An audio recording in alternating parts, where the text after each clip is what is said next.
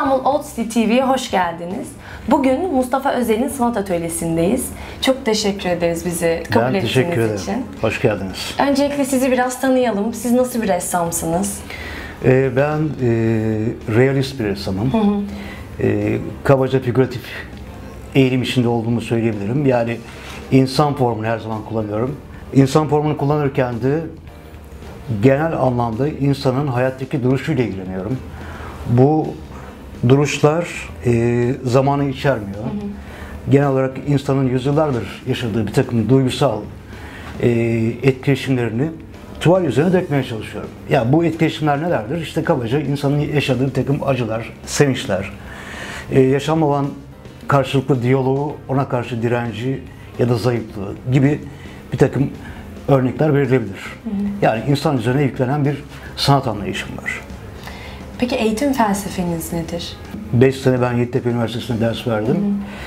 Yaklaşık aynı dönemlerde, yani 2011'den bu yana bir atölye kurarak burada yarı akademik bir eğitim sistemi uyguluyorum.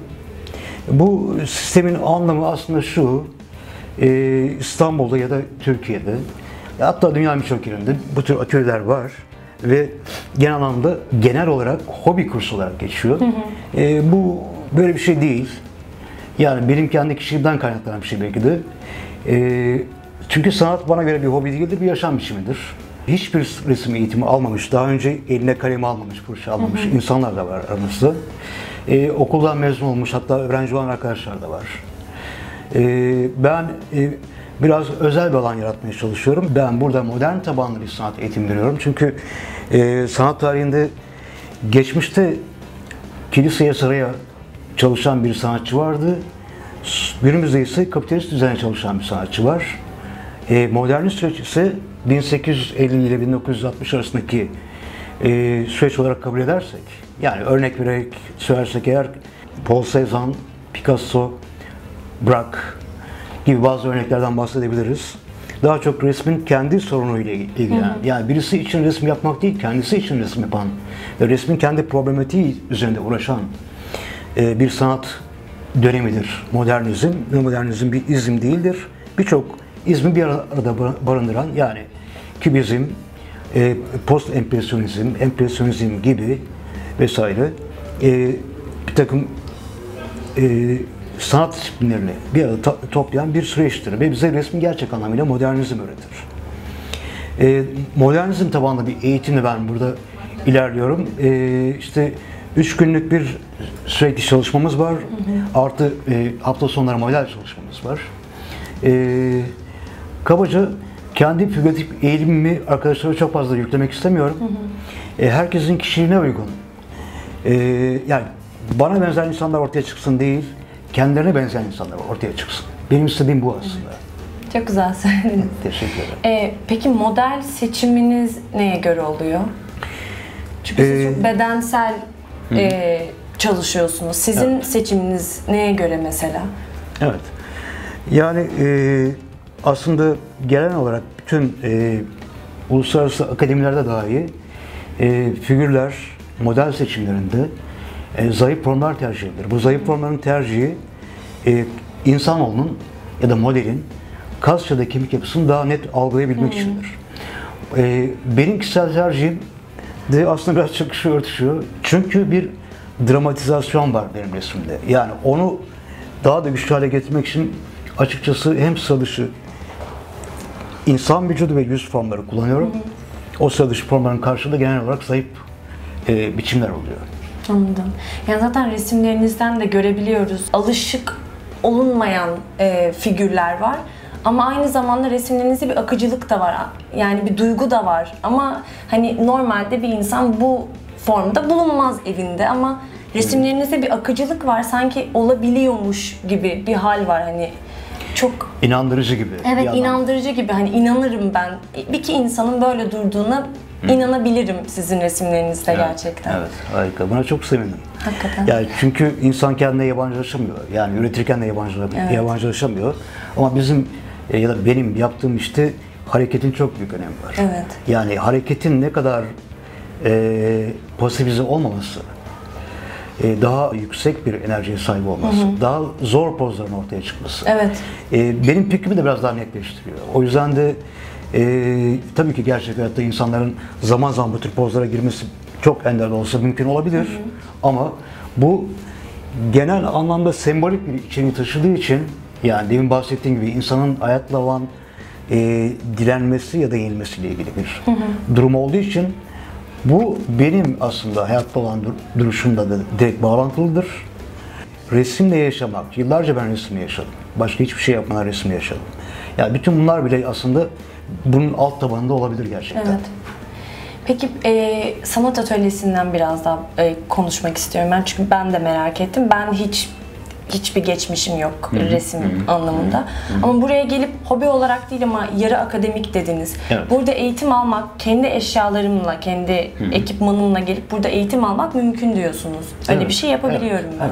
Evet, kesinlikle. Yani şöyle bir şey var. Yani öğrencilerin çoğu aslında şey değil. Yani plastik sanatlar eğitimi almamış. Böyle olunca da hiç eline kalem almayan, fırça almayan insanların beyaz bir tuval karşısında bocalaması da doğaldır. Ama ben demin de söylediğim gibi o insanlardaki kişisel izleri yakalayarak, yani onun karakterini algılayarak, onun sevdiği müziği, okuduğu kitabı ya da okumadığı kitabı her neyse, yani yaşam alanını keşfederek onun gidebileceği o doğrultuyu bulmaya çalışıyor. Sanat denen mesele de yetenekle şey değil, yetenekle bağlantılı, direkt bağlantılı bir şey değil. Bunun ortaya çıkışı da aslında 60'larda söylenen bir kavram. Yani herkes sanatçı olabilir. Herkes sanatçı olabilir gerçekten. Herkes sanatçı olabilmesi için de bir takım plastik verileri çok iyi kavraması gerekiyor. Tabii ki çok gerçekle bağlantılı, deseni çizen, iyi çizen, yani bizim yetenek olarak düşündüğümüz üretimlerin mutlaka faydası var ama o tek başına geçerli bir şey değil. Yeterli olacak olan şey aslında insanın yeni bir dünya yaratması. Evet. Genel anlamda sanatın gücünü ortaya çıkartan bir takım değerler var. Ya bu değerleri şimdi burada girersek çok uzun sürer ama o değerlerin oluşması için yetenek başlı başına bir şey değildir.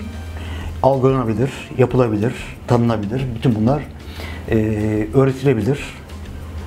Eğer karşıdaki insan da gerçekten çalışmak istiyorsa, çalışmayı seviyorsa ve onu bir yaşam biçimine dönüştürmek istiyorsa. İngiltere'de bir resminiz sergilenmiş. Evet. Ben basından duydum, takip ettim. Evet. Biraz bahseder misiniz?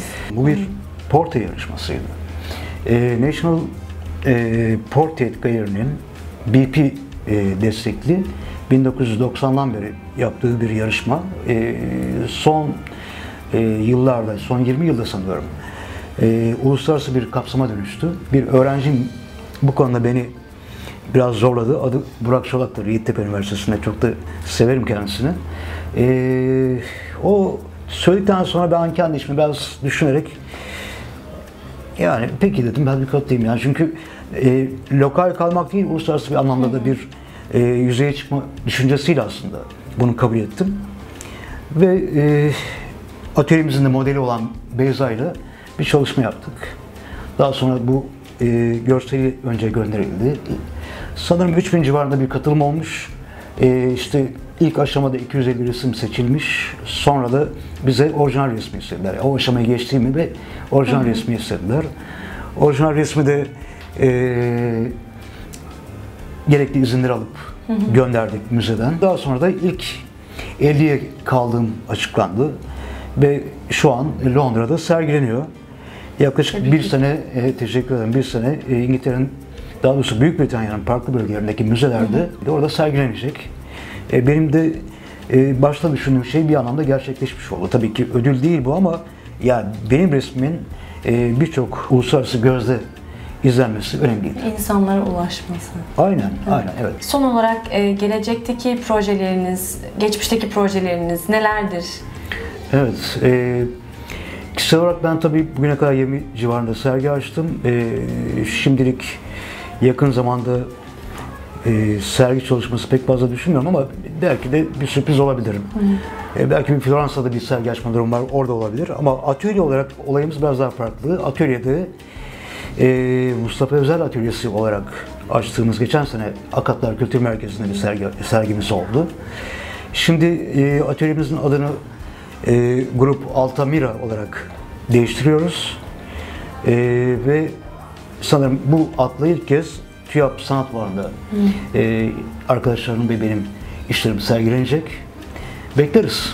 Ay vallahi geliriz. Gerçekten geliriz. Çok teşekkür ederiz bize vakit ayırdığınız için. Çok güzel bir sohbetti.